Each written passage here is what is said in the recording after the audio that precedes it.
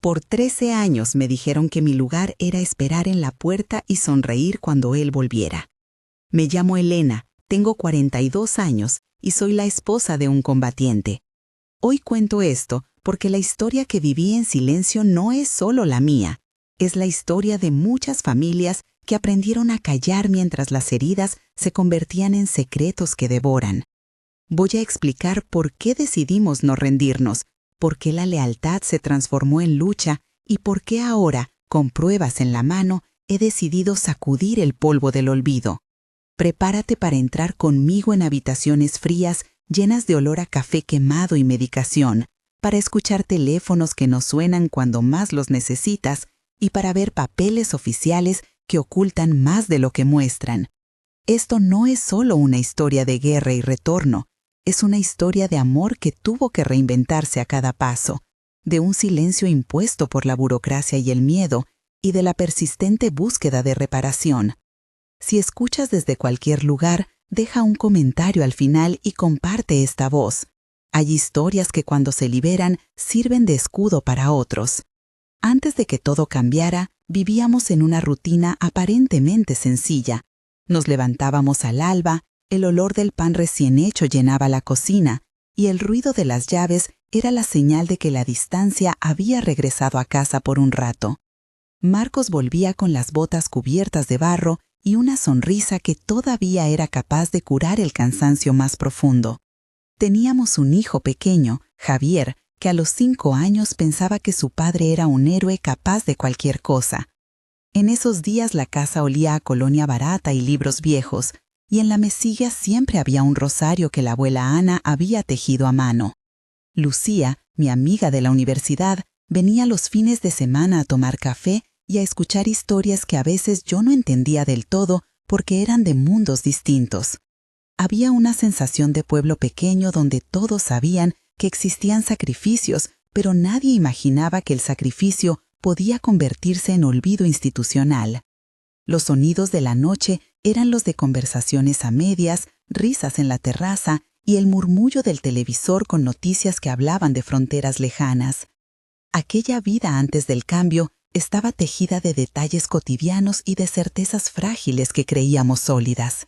Mi infancia fue una sucesión de veranos en la casa de mis abuelos, de manos callosas enseñándome a coser y de una madre llamada Ana que me repetía que la dignidad se mantenía aún en la pobreza. Aprendí a guardar silencio frente a las injusticias pequeñas para no empeorar las cosas en una familia cuyo sustento dependía de la estabilidad. Con 20 años estudié enfermería porque quería estar cerca del cuidado y la gente, porque esa sensación de sostener una mano en la oscuridad me daba sentido. En la universidad conocí a Marcos, con su risa lenta y sus manos grandes, y poco a poco nos prometimos un proyecto de vida donde las ausencias serían parte del cotidiano. Perdimos a la abuela en una tarde de lluvia y sus cartas quedaron como testigo de una fe resignada. En los últimos años, antes del despliegue final, trabajé en un centro de salud rural, aprendiendo a leer informes y a pelear por recursos mínimos. Todo eso me preparó para cuidar, pero no me preparó para la burocracia que vendría después, ni para la sensación de abandono cuando la protección que esperaba de las instituciones tardó en llegar. Con el despliegue de Marcos todo cambió. La primera vez que vi las miradas distintas fue en la estación cuando le despedimos. Recuerdo el aire cortando la garganta, el olor a gasolina y metal y el sudor frío en mis palmas. Fueron meses de cartas que llegaron con retraso, de llamadas que dejaban silencio en lugar de respuestas y de pequeñas señales que yo interpreté tarde. Cuando regresó la primera vez se movía diferente, como si cada músculo recordara otro ritmo. Empezaron los temblores nocturnos, los sobresaltos con ruidos que yo no oía y las pesadillas que hablaban de lugares que nosotros no conocíamos. Yo veía que algo estaba roto, pero no sabía cómo nombrarlo. Tratamos al principio con médicos locales, luego con especialistas que hablaban en palabras que me resultaban frías y llenas de siglas, pero que no curaban la soledad. Fue en esa búsqueda donde topamos con la primera negación institucional, la documentación incompleta, la incapacidad reconocida a medias y la palabra silencio dicha de maneras distintas. La llegada del antagonista no tuvo forma de una persona única. Fue una institución que priorizaba protocolos por encima de vidas. Apareció en forma de formularios que nunca llegaban a la oficina correcta, en la voz tensa del coronel Morales cuando me dijo que los recursos eran limitados, en la rutina administrativa que convertía una solicitud de ayuda en un laberinto. Recuerdo la primera reunión con él en la sala con ventanas altas que no dejaban pasar la luz de verdad. El aire olía a barniz y a boligrafía, había café que sabía a tiempo retenido y las persianas dibujaban líneas de sombra en la mesa. Vi en sus ojos un cálculo, una distancia que no comprendía. Fue esa frialdad la que encendió en mí la sensación de posible injusticia. Desde entonces, cada trámite rechazado y cada informe que faltaba en los archivos fueron piezas de un rompecabezas que no quería encajar. Marta, la abogada que nos recomendó Lucía, comenzó a hablar de negligencia estructural. Sus palabras eran puntadas que dolían, pero que también abrían una esperanza. Los abusos no fueron solo personales, fueron sistémicos. En una consulta, al intentar registrar los episodios de crisis de Marcos, nos encontramos con historias borradas en los registros, profesionales que cambiaban fechas, notas que desaparecían y una oficina de archivos donde los papeles parecían engullidos por la burocracia. Yo llamaba a la institución y escuchaba respuestas automatizadas que repetían que todo se estaba revisando. En otra ocasión, fui a entregar un informe con pruebas médicas y me lo devolvieron con una nota que decía que faltaba la firma de un superior que estaba de viaje. Aquel viaje del superior duró meses. Intentamos denunciar a través de canales internos. Hablé con la trabajadora social Carmen, que me miró con compasión pero con poca posibilidad de acción. Recuerdo un diálogo donde la frustración se volvió casi física. «¿Qué esperan que haga?», le dije. «No sé», respondió ella, con la mirada baja. «Hay órdenes que no se cuestionan». Esas palabras se quedaron clavadas. La combinación de negligencia, silencio y pequeños actos de obstrucción fue creando un patrón que nos dejó aislados.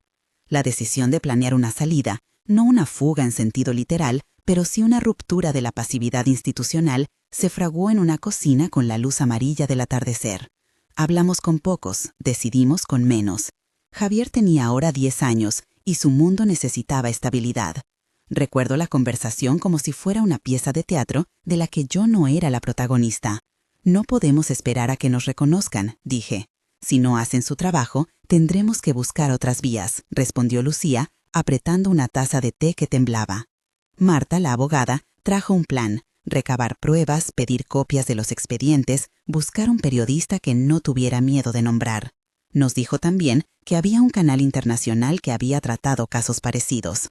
En medio de la preparación, apareció un aliado inesperado, el periodista Javier Ortega, que se interesó por nuestro archivo y prometió abrir una línea de investigación. Ese gesto fue el primer tornillo de la maquinaria que luego movería la historia. La fuga, si se puede llamar así, fue más una reorientación estratégica. La noche que nos marchamos a la casa de campo de la madre de Marcos, la lluvia pegaba en el cristal con fuerza. El olor a tierra mojada llenaba el coche y el motor sonaba como un corazón acelerado. Cogimos lo esencial: documentación médica en sobres plastificados, una caja con recuerdos y la sensación de que dejábamos algo atrás para siempre. En el trayecto, escuché a Javier respirar con menos fuerza por primera vez en meses. Llegamos al refugio con las luces encendidas y el silencio de la casa como una manta. El alivio fue inmediato y culposo. Nos abrazamos en el pasillo, las botas empapadas dejaron charcos y sentí una mezcla de liberación y miedo por lo que vendría. «¿Y ahora?», preguntó Marcos con la voz rota. «Ahora hay que pelear», respondí, sintiendo que por primera vez mi voz no temblaba. Esa noche las cucharas sonaron más fuerte que de costumbre al lavar los platos, el pan olía distinto y las conversaciones se extendieron hasta la madrugada con planes y nombres repetidos como mantras. Los años que siguieron fueron de reinvención. Tuvimos que reconstruir una vida en la que el amor se convertía en sostén y la rutina en terapia. Marcos empezó un proceso de rehabilitación física y psicológica que combinaba fisioterapia, sesiones de terapia cognitivo-conductual y talleres de reintegración social. El proceso médico fue riguroso. Evaluación inicial con escala CAPS para el trastorno de estrés postraumático, resumen clínico con días de baja certificados y solicitud de reconocimiento de incapacidad con formulario oficial que exigía plazos de hasta 90 días.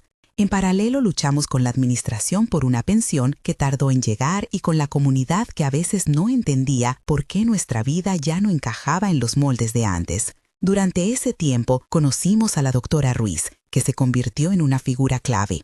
Ella nos explicó con calma qué significaban las medicaciones, cómo monitorizar efectos secundarios y qué ejercicios de exposición gradual realizar. También conocimos a Inés, la vecina que nos traía comidas los domingos y que escuchaba más de lo que hablaba. Fueron años de trabajos precarios, de emprender pequeños proyectos, de encontrar una red que no existía en los papeles oficiales. En estos años de reinvención hubo pérdidas. La abuela Ana falleció sin ver el final de nuestro proceso. Esa muerte dejó un hueco que no supimos llenar con ningún trámite ni con ninguna compensación. También perdimos amistades que no supieron sostener la incomodidad de nuestra verdad. Algunos medios nos hicieron preguntas como si nuestras vidas fueran un titular. Pero también hubo gestos que nos mantuvieron en pie. Lucía organizó una colecta para pagar sesiones de terapia, Carmen nos acercó a un grupo de apoyo y el periodista Ortega publicó una serie que comenzó a mover las piezas que la institución había intentado ocultar. Es en esa mezcla de pérdidas y ayudas donde nació la determinación de volver a la ciudad y a la arena pública. No fue fácil. Había miedo a la exposición, a que la palabra combatiente trajera prejuicios, pero entendimos que sin visibilidad no habría reparación ni cambio institucional. El gatillo del retorno fue un archivo que encontré por casualidad al revisar viejos papeles. Era una hoja con una firma que no correspondía, una fecha que no coincidía y una nota manuscrita que hacía referencia a un informe clínico que no existía en nuestros expedientes. Sentí que mis manos se volvían frías y que el silencio se convertía en un gigante que había de ser despertado. Marta me dijo que eso era la pieza que faltaba y que con eso podíamos exigir una auditoría. También apareció el coronel Morales en la escena pública, intentando controlar la narrativa, diciendo que todo se había manejado correctamente. Fue entonces cuando decidimos que el regreso debía ser con pruebas y con un aliado institucional que no tuviera miedo de nombrar las cosas por su nombre. Carmen nos conectó con una defensora de derechos humanos, la abogada Isabel, que aceptó llevar el caso pro bono. Esa convergencia de pruebas, prensa y apoyo legal fue el paso necesario para salir de la clandestinidad del dolor. El primer gran enfrentamiento público fue en una sala de audiencia donde yo tuve que leer documentos mientras las miradas se clavaban.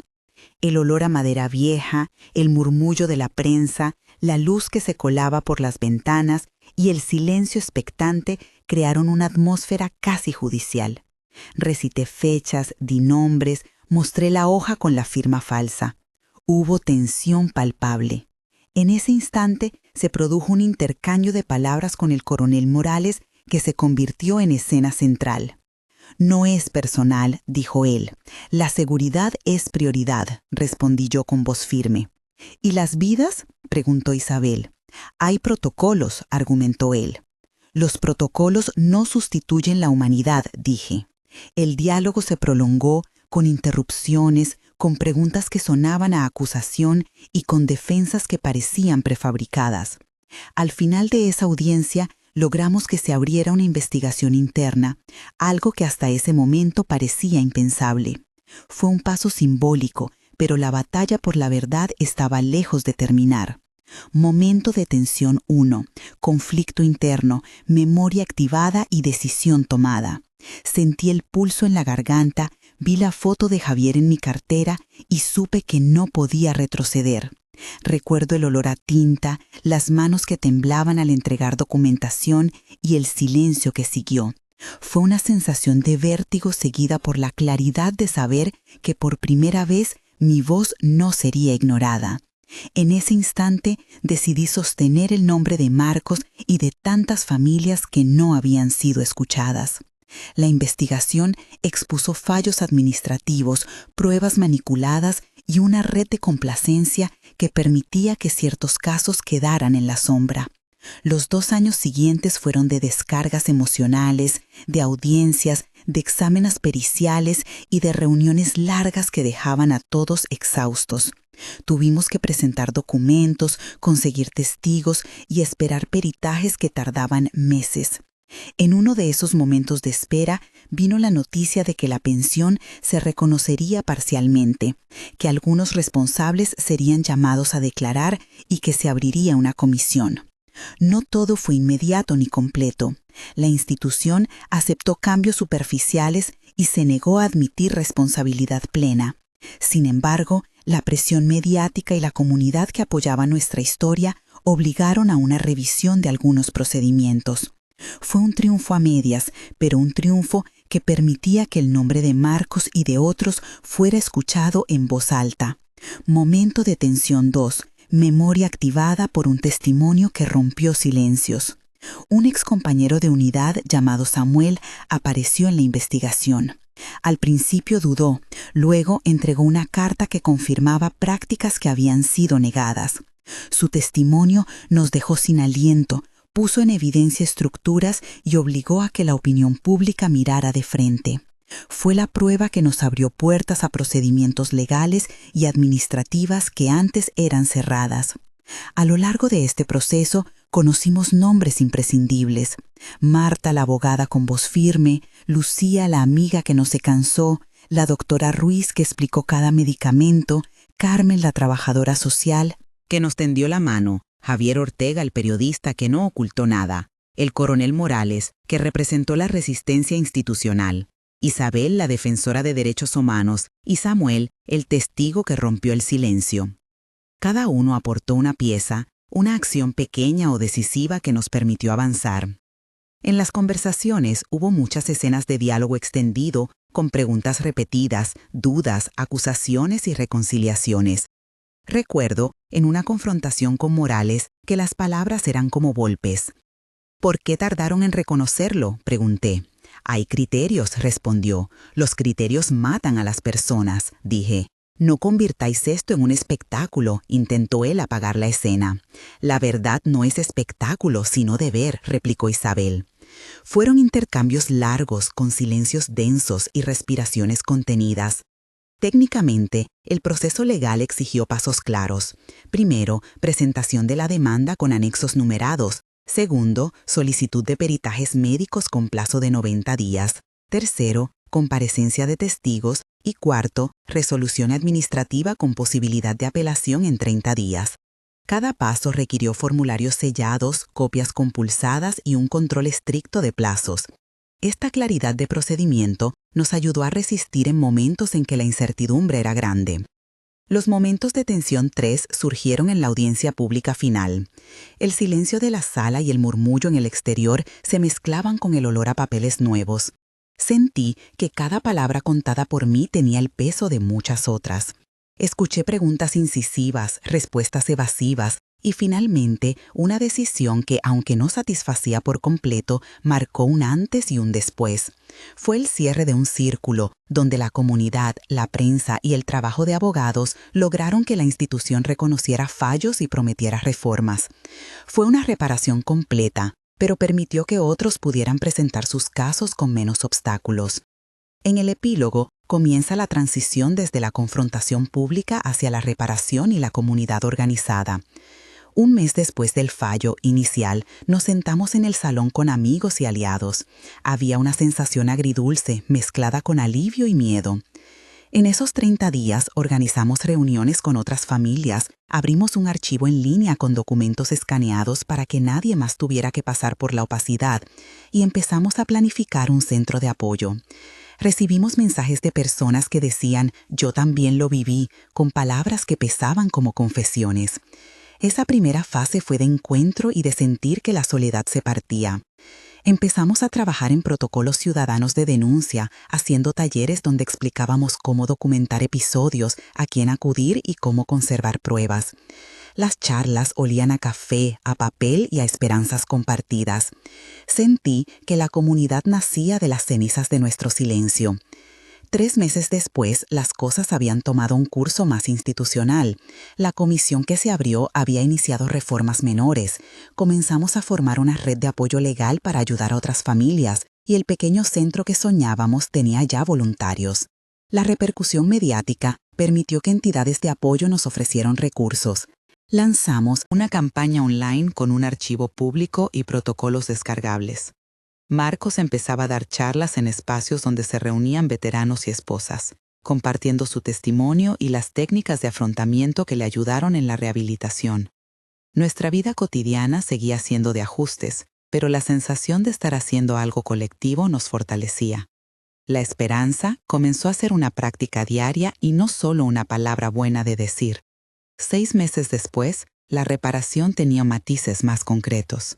Se creó un programa piloto en el que la institución aceptó supervisión externa, se asignaron recursos para revisiones de expedientes y se aprobó la creación de una línea directa para denuncias con protocolo de respuesta en 72 horas. Además, inauguramos el Centro de Apoyo para Familias con profesionales voluntarios, sesiones terapéuticas y asesoría legal básica. La obra no estaba terminada, pero la estructura para sostener la verdad y la denuncia existía. En lo personal, Marcos participaba en proyectos comunitarios y Javier jugaba en el parque sin esa mirada de niño asustado. Yo retomé estudios en trabajo social para poder ayudar desde dentro. Era la materialización de algo que habíamos buscado durante años, transformar el dolor en cambio concreto. Hoy, al cerrar esta historia, quiero recapitular. Perdimos la inocencia, ganamos la capacidad de nombrar lo que dolía. El reconocimiento parcial de la institución no borró el daño, pero abrió la puerta a reformas y a reparaciones prácticas como el centro de apoyo, la línea directa y cambios en los protocolos. La comunidad que se formó a partir de nuestro testimonio es quizá la mayor reparación que hemos visto. Personas que ahora saben cómo documentar, a quién acudir y que no están solas. Si esta historia ha tocado algo en ti, deja un comentario que diga «Yo creo» o comparte una palabra de apoyo como fuerza. Tus palabras ayudan a construir una red que protege a quienes aún callan. Si quieres ver más relatos y seguir apoyando este trabajo, suscríbete al canal.